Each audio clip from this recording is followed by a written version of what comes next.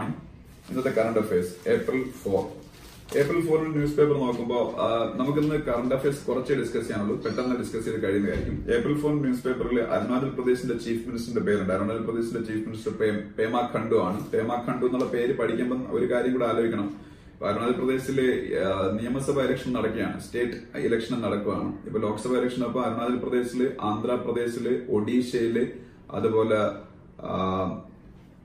സിക്കിമില്, ഈ 4 സ്റ്റേറ്റുകളിൽ ഇലക്ഷൻ നടക്കുന്നുണ്ട്. അപ്പൊ അരുണാചൽ പ്രദേശിന്റെ ചീഫ് മിനിസ്റ്ററായിട്ട് പേമാ ഖണ്ഡുവിന് കണ്ടിന്യൂ ചെയ്യണമെന്നുണ്ടെങ്കിൽ അവിടെ വീണ്ടും അവര് അധികാരം പിടിക്കണം. BJP ആണ് അവിടെ ഭരിക്കുന്നത്. BJPയുടെ ചീഫ് മിനിസ്റ്ററാണ് പേമാ ഖണ്ഡു. അതുപോലെ സ്കൈമെറ്റ് എന്ന് പറഞ്ഞ പ്രൈവറ്റ് വെതർ ഫോർകാസ്റ്റിംഗ് വന്നിട്ടുണ്ട്. ഈ വർഷം ഇന്ത്യയിൽ മൺസൂൺ ലെസ് ദാൻ നോർമൽ ആയിരിക്കും, അല്ലെങ്കിൽ ബിലോ നോർമൽ ആയിരിക്കും എന്നാണ് പറഞ്ഞിരിക്കുന്നത്. Skymet is a private weather prediction ഏജൻസിയാണ്. അതിപ്പോ ഇന്ത്യയിൽ ഏറ്റവും ഓതന്റിക് ആയിട്ടുള്ളത് ഗവൺമെന്റ് തന്നെ IMD ആണ്, Indian meteorological department. Indian meteorological department ആണ് ഏറ്റവും ഓതന്റിക് ആയിട്ടുള്ളത്. പ്രൈവറ്റ് ആണ് സ്കൈമെറ്റ് എന്ന് പറയുന്നത്. അതറിഞ്ഞിരിക്കുക. പിന്നെ അറ്റോർണി ജനറൽ KK വേണുഗോപാലിന്റെ ഒരു സ്റ്റേറ്റ്മെന്റ് ഉണ്ട്, അല്ലെങ്കിൽ അറ്റോർണി ജനറൽ KK വേണുഗോപാലിന്റെ പേരുണ്ട്. ഇന്ത്യയുടെ ഹയസ്റ്റ് ലോ ഓഫീസറാണ് അറ്റോർണി ജനറൽ, അദ്ദേഹത്തിന്റെ പേരുണ്ട്. അപ്പം ഈ റൈറ്റ് ടു ഇൻഫർമേഷൻ ആക്ട് 2005 അതിനെ കുറിച്ച് ഞാൻ ഇന്നലെ പറഞ്ഞിട്ടുണ്ടായിരുന്നു. റൈറ്റ് ടു ഇൻഫർമേഷൻ ആക്ട് 2005 എന്ന് പറയുന്നത് വിവരാവകാശ നിയമമാണ്. UPA 1 മൻമോഹൻ സിംഗിന്റെ ഫസ്റ്റ് ഗവൺമെന്റ് UPA 1 ആണ് അത് കൊണ്ടുവന്നത്. ഈ RTIയുടെ പരിധിയിൽ വരാത്ത കുറെ കാര്യങ്ങളുണ്ട്. വിവരാവകാശ നിയമം എന്ന് പറഞ്ഞാൽ സർക്കാരിന്റെ കയ്യിലുള്ള രേഖകൾ 30 ദിവസത്തിനകം നമ്മൾ RTI പ്രകാരം അപ്ലൈ ചെയ്താൽ നമുക്ക് കിട്ടണമെന്നാണ്. പക്ഷെ എന്നാലും സ്ട്രാറ്റജിക് ഇൻട്രസ്റ്റ് ഉള്ള സംഭവങ്ങളോ ഡിഫൻസ് റിലേറ്റഡ് മാറ്റേഴ്സ് ഒന്നും നമുക്ക് കിട്ടത്തില്ല. അപ്പൊ ഈ ജഡ്ജിമാരുടെ ജഡ്ജിമാരെ സെലക്ട് ചെയ്യുന്ന ഇന്ത്യയിൽ കൊളീജിയം സിസ്റ്റം ഉപയോഗിച്ചൊക്കെയാണ് ഇന്ത്യയിൽ സുപ്രീം കോടതിയിൽ ജഡ്ജിമാരെയൊക്കെ സെലക്ട് ചെയ്യുന്നത്. അപ്പൊ അതിന്റെ ഒന്നും പ്രോസസ് എങ്ങനെയാണെന്നോ പ്രൊസീജിയർ എങ്ങനെയാണെന്നോ റൈറ്റ് ടു ഇൻഫർമേഷൻ ആക്ട് വെച്ച് അപ്ലൈ ചെയ്താൽ തരാൻ പറ്റത്തില്ല എന്നാണ് KK വേണുഗോപാൽ പറഞ്ഞിരിക്കുന്നത്. അപ്പൊ അത്രയാണ് ഫ്രണ്ട് പേജിൽ നമുക്ക് പറയാനുള്ളത്. ബാക്ക് പേജിലേക്ക് പോകുമ്പോൾ 5G. ഇപ്പൊ നമ്മളെ ഇന്ത്യയിൽ നമ്മളൊക്കെ യൂസ് ചെയ്യുന്നത് 4G ആണ്. 4th ജനറേഷൻ മൊബൈൽ സർവീസസ് ആണ് ഇപ്പൊ യൂസ് ചെയ്തുകൊണ്ടിരിക്കുന്നത് 4G.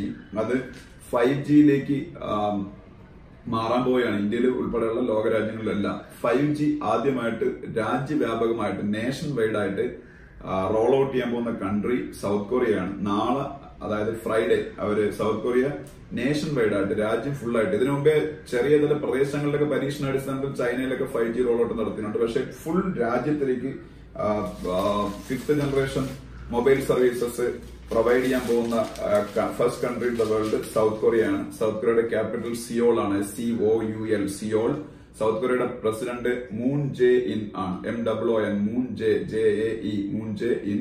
സൗത്ത് കൊറിയയുടെ കറൻസി 1 ആണ്, WON. അതുപോലെ സ്പോർട്സ് പേജിലേക്ക് പോകുമ്പോൾ 17 പേജില് ഷാഹിദ് അഫ്രീഡി എഴുതിയ ബയോഗ്രഫിയാണ് ഗെയിം ചേഞ്ചർ. ഷാഹിദ് അഫ്രീഡി എഴുതിയ ഓട്ടോബയോഗ്രഫിയാണ് ഗെയിം ചേഞ്ചർ. ഷാഹിദ് അഫ്രീഡി പാകിസ്ഥാന്റെ പഴയ പ്ലെയറും ക്യാപ്റ്റനുമാണ്. അദ്ദേഹം എഴുതിയ ഓട്ടോബയോഗ്രഫിയാണ് ഗെയിം ചേഞ്ചർ. അതുപോലെ Asia cup table tennis championship start ചെയ്യാൻ പോണു. ITTF international table tennis federation. ITTF international table tennis federation ആണ് ടേബിൾ ടെന്നീസിൽ ഇന്റർനാഷണൽ ബോഡി എന്നറിയപ്പെടുന്നത്. ITTF international table tennis federation. ഈ ITTF ഇന്റർനാഷണൽ ടേബിൾ ടെന്നീസ് ഫെഡറേഷന്റെ ഏഷ്യ കപ്പ് ചാമ്പ്യൻഷിപ്പ് നടക്കാൻ പോവുകയാണ്. ഈ ഏഷ്യ കപ്പ് ചാമ്പ്യൻഷിപ്പ് നടക്കാൻ പോകുന്നത് യോക്കോഹോമയിൽ വെച്ചാണ്. ജപ്പാനിലാണ്. യോക്കോഹോമ YOKOHAMA, യോക്കോഹോമ, ജപ്പാൻ. അതിൽ ഇന്ത്യയുടെ ഏറ്റവും പ്രതീക്ഷ വയ്ക്കുന്ന 2 പ്ലേയേഴ്സ് ശരത് കമലും സത്യനുമാണ്. ഇന്ത്യയുടെ ഏറ്റവും വലിയ TT പ്ലേയേഴ്സ് പുരുഷന്മാരിൽ മെയിലില് ശരത് കമൽ ആൻഡ് സത്യൻ. ഫീമെയിലാണെന്നുണ്ടെങ്കിൽ മനിക ബത്ര. പിന്നീട് സൂപ്പർ കപ്പ് ഫുട്ബോൾ ചാമ്പ്യൻഷിപ്പിനെ കുറിച്ചുള്ള ന്യൂസ് ഉണ്ട്. ഞാൻ പറഞ്ഞിരുന്നു, I-ലീഗിലെയും ഇന്ത്യയിലെ 2 പ്രൊഫഷണൽ ഫുട്ബോൾ ലീഗുകളായ I-ലീഗിലെയും അതുപോലെ ISLലെയും മികച്ച ടീമുകൾ തമ്മിൽ ആണ് സൂപ്പർ കപ്പിൽ ഏറ്റുമുട്ടുന്നത്. അപ്പൊ സൂപ്പർ കപ്പിൽ കഴിഞ്ഞ വർഷത്തെ I-ലീഗിലെ ചാമ്പ്യന്മാരാരായിരുന്നു വെച്ചാല് ചെന്നൈ സിറ്റി FC ആയിരുന്നു I-ലീഗിലെ ചാമ്പ്യന്മാര്. ISLലെ ചാമ്പ്യന്മാർ ബാംഗ്ലൂരു FC ആയിരുന്നു. പിന്നെ അത് കഴിഞ്ഞ് IPLനെ കുറിച്ചാണ്. അത് നമുക്ക് കൂടുതലായിട്ട് അതിനെ കുറിച്ച് ഡിസ്കസ് ചെയ്യേണ്ട ആവശ്യമില്ല. പിന്നെ ബിസിനസ് പേജിലേക്ക് പോകുമ്പോൾ ഗൗതം ഹരി സിംഘാനിയുടെ ഒരു ഫോട്ടോ ഉണ്ട്. ഗൗതം ഹരി സിംഘാനിയ, SINGHANIA, ഗൗതം ഹരി സിംഘാനിയ. ഗൗതം ഹരി സിംഘാനിയ ആരാണെന്ന് ചോദിച്ചാൽ റെയ്മണ്ടിന്റെ ചെയർമാനാണ്. റെയ്മണ്ടിന്റെ chairman and managing director. Raymond എല്ലാവർക്കും അറിയാം, ഇന്ത്യയിലെ ഏറ്റവും ഫേമസ് ആയിട്ടുള്ള അപ്പാരൽ ബ്രാൻഡാണ് റെയ്മണ്ട്. റെയ്മണ്ടിന്റെ ചെയർമാൻ ആൻഡ് മാനേജിംഗ് ഡയറക്ടറാണ് ഗൗതം ഹരി സിംഘാനിയ. അതുപോലെ NPCIL nuclear power corporation of India limited. NPCIL nuclear power corporation of India limited. NPCIL nuclear power corporation of India limited. പിന്നീട് NIIF national investment and infrastructure fund. National investment and infrastructure fund NIIF. അത് government of ഇന്ത്യയുടെ ഒരു ഫണ്ടാണ് NIIF, national investment and infrastructure fund. ഈ nuclear power produce ചെയ്യുന്ന government കമ്പനിയാണ് NPCIL nuclear power corporation of India limited, ഞാൻ നേരത്തെ പറഞ്ഞത്. പിന്നെ NCDസിനെ കുറിച്ചൊരു ന്യൂസ് ഉണ്ട്, നമ്മൾ എപ്പോഴും ഡിസ്കസ് ചെയ്യുന്ന ഒരു കാര്യമാണ് NCD, നോൺ കൺവെർട്ടബിൾ ഡിബഞ്ചേഴ്സ്. അതെന്താണെന്ന് ഞാൻ പറഞ്ഞിട്ടുണ്ട്. NCD അല്ലെങ്കിൽ നോൺ കൺവെർട്ടബിൾ ഡിബഞ്ചേഴ്സ് എന്ന് പറഞ്ഞാൽ ഷെയർസ് ആയിട്ട് കൺവെർട്ട് ചെയ്യാൻ പറ്റാത്ത ഡിബഞ്ചേഴ്സിനെയാണ് NCD എന്ന് പറയുന്നത്. കൺവെർട്ട് ചെയ്യാൻ പറ്റുന്ന ഡിബഞ്ചേഴ്സിനെ കൺവെർട്ടബിൾ ഡിബഞ്ചേഴ്സ് എന്ന് പറയുന്നത്. NCD നോൺ കൺവെർട്ടബിൾ ഡിബഞ്ചേഴ്സ് എന്ന് പറഞ്ഞാൽ ഷെയർസ് ആയിട്ട് കൺവെർട്ട് ചെയ്യാൻ പറ്റാത്ത ഡിബഞ്ചേഴ്സിനെയാണ് പറയുന്നത്. പിന്നീട് അത് കഴിഞ്ഞ് നമ്മള് ബിസിനസ് പേജ് 13 പേജിലേക്ക് പോകുമ്പോൾ ഇന്നലത്തെ റിസർവ് ബാങ്ക് ഓഫ് സുപ്രീം കോർട്ടിന്റെ ഡിസിഷൻ നമ്മൾ ഒരുപാട് ഡിസ്കസ് ചെയ്തതാണ്. February 12, 2018 RBIയുടെ ഒരു സർക്കുലർ അത് ഇല്ലീഗലാണെന്ന് പറഞ്ഞ് സ്ക്രാപ്പ് ചെയ്തു സുപ്രീം കോർട്ട്.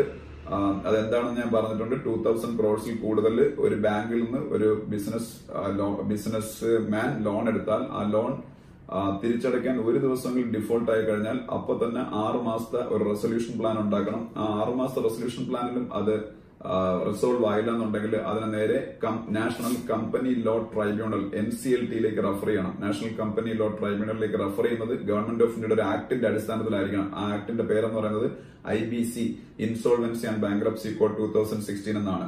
അപ്പം February 12, 2018 RBIയുടെ സർക്കുലർ അനുസരിച്ച് 2000 കോടി രൂപയിൽ കൂടുതൽ വാല്യൂ ഉള്ള ഒരു ലോൺ എടുത്ത് അത് തിരിച്ചടച്ചില്ല എന്നുണ്ടെങ്കിൽ തിരിച്ചടയ്ക്കാൻ ഒരു ദിവസം മുടങ്ങിയാലും അപ്പോഴേ 6 മാസത്തെ ഒരു റെസൊല്യൂഷൻ പ്ലാൻ ഉണ്ടാക്കണം ആ ലോൺ തിരിച്ചു പിടിക്കാൻ.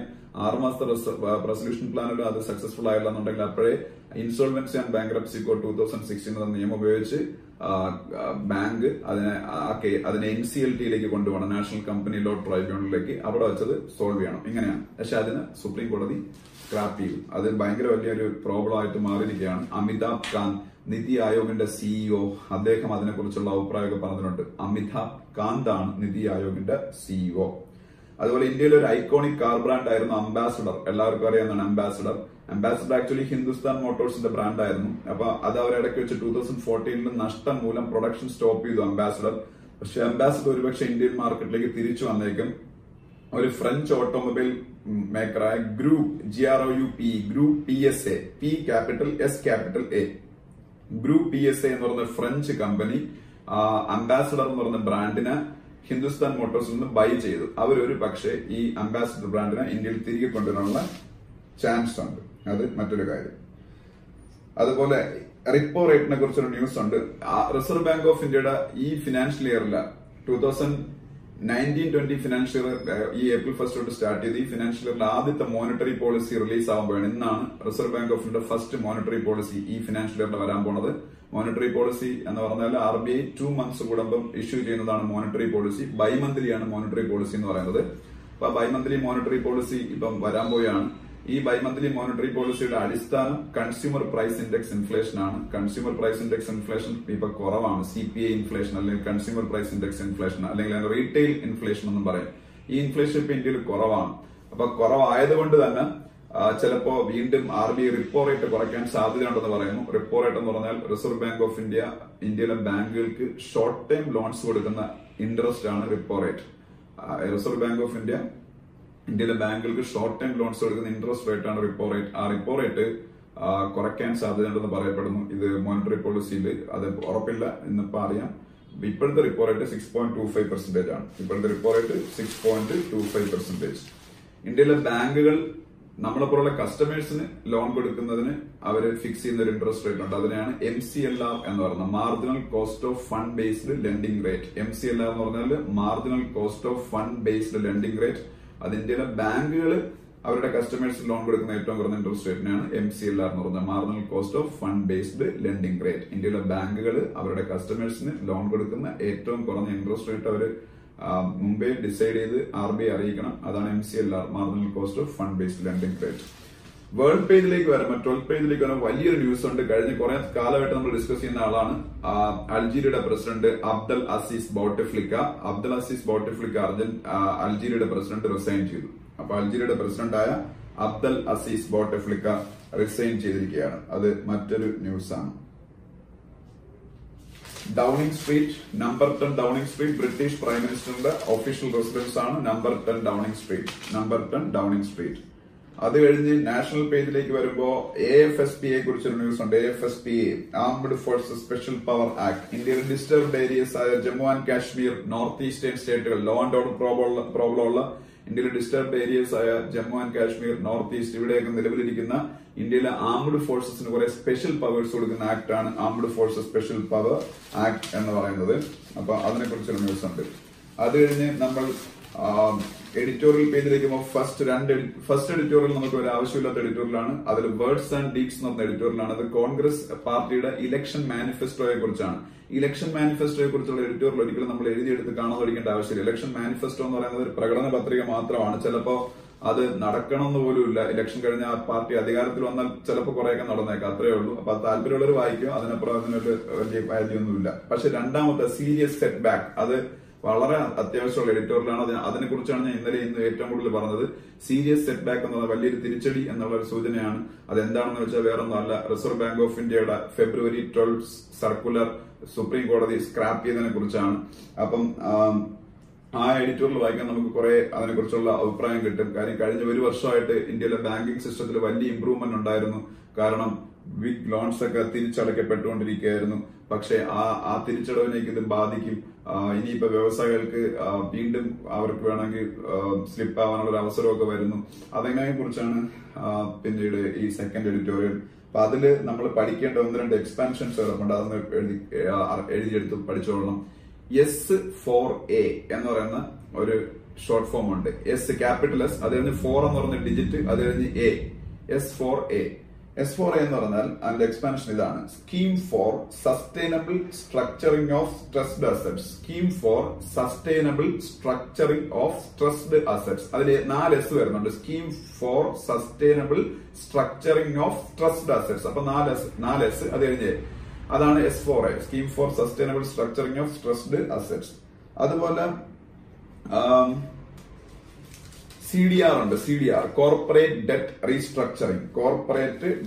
റീസ്ട്രക്ചറിംഗ്. CDR, അതൊക്കെയാണ് അവിടെ വരുന്നത്. അത് കഴിഞ്ഞ് നമ്മൾ അതിനടുത്ത പേജിലേക്ക് പോകുമ്പോൾ നേഷൻ പേജ് ആണ്. ആ നേഷൻ പേജ് നമുക്കൊന്നും ഡിസ്കസ് ചെയ്യാൻ ഇല്ല. ഇത്രയും കാര്യങ്ങളാണ് ഇന്നത്തെ ഹിന്ദു പത്രത്തിൽ, അതായത് April 4 ന്യൂസ് പേപ്പറിൽ നമുക്ക് എഴുതിയെടുത്ത് പഠിക്കാനുള്ള കാര്യങ്ങൾ. ഈ എക്കണോമിക് ടൈംസിൽ എന്തെങ്കിലും ഉണ്ടാകുന്ന നോക്കാം. എക്കണോമിക് ടൈംസിൽ മേഘാലയയുടെ ഗവർണറിന്റെ പേരുണ്ട്. മേഘാലയയുടെ ഗവർണർ തഥാഗത റോയി ആണ്. മേഘാലയയുടെ governor Tathagata Roy. IKEA, Swedish furniture manufacture ആണ്. വേൾഡിലെ ഏറ്റവും വലിയ ഫർണിച്ചർ മാനുഫാക്ചർ ആണ്. സ്വീഡനാണ് ആ കമ്പനിയുടെ ഒറിജിനേറ്റിംഗ് പ്ലേസ്, സ്വീഡൻ. പിന്നീട് അപ്പൊ അവരിപ്പോ ഇന്ത്യയിൽ അവരുടെ ആദ്യത്തെ ഔട്ട്ലെറ്റ് ഒക്കെ സ്റ്റാർട്ട് ചെയ്തിട്ടുണ്ട് ഹൈദരാബാദിൽ. IKEAയുടെ first outlet in India is in Hyderabad. OMC, oil marketing companies ആണ്. ഓയിൽ മാർക്കറ്റിംഗ് കമ്പനീസ് എന്ന് പറഞ്ഞാൽ നമ്മൾ ഇന്ത്യൻ ഓയിൽ കോർപ്പറേഷനും ഒക്കെ ഭാരത് പെട്രോളിയം കോർപ്പറേഷനും ഒക്കെ പോലുള്ള കമ്പനീസിനാണ് ഓയിൽ മാർക്കറ്റിംഗ് കമ്പനീസ് എന്ന് പറയുന്നത്. പിന്നെ RTGS കുറിച്ചൊരു ന്യൂസ് ഉണ്ട്. RTGS, real time gross settlement. ഇന്ത്യയില് ക്യാഷ് ട്രാൻസ്ഫർ ഉണ്ട്. നമ്മൾ ഓൺലൈൻ മണി ട്രാൻസ്ഫറിന് ഉപയോഗിക്കുന്ന 2 മെക്കാനിസംസിൽ ഒരെണ്ണം RTGS ആണ്, റിയൽ ടൈം ഗ്രോസ് സെറ്റിൽമെന്റ്. വേറൊന്ന് NEFT ആണ്, national electronic fund transfer. RTGS, real time gross settlement. അതിനെക്കുറിച്ച് ഡീറ്റെയിൽഡ് ആയിട്ട് എന്താണെന്നുള്ളതിനെ കുറിച്ചുള്ള വീഡിയോ നമ്മുടെ യൂട്യൂബ് ചാനലിൽ തന്നെ ബാങ്കിംഗ് അവയർനെസ് ക്ലാസസ് എന്ന് പറഞ്ഞ വീഡിയോസ് കിടപ്പുണ്ട്. ഞാൻ തന്നെ എടുത്തതാണ്. അതിലുണ്ട് RTGS, NEFT ഒക്കെ എന്താണ്.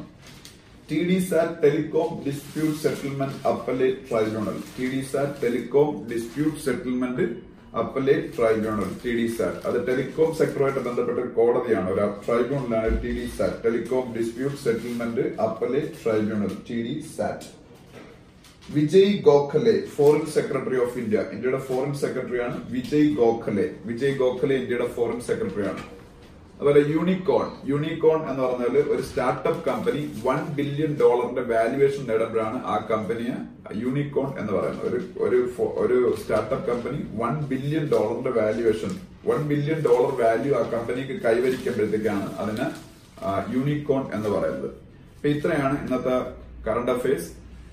ഇനി നമുക്ക് 2-3 എക്കണോമിക് ടൈംസ് ഡിസ്കസ് ചെയ്യാനുണ്ട്. നാളത്തെ ന്യൂസ് പേപ്പറിന്റെ ഡിസ്കസ് ചെയ്യാം. Thank you.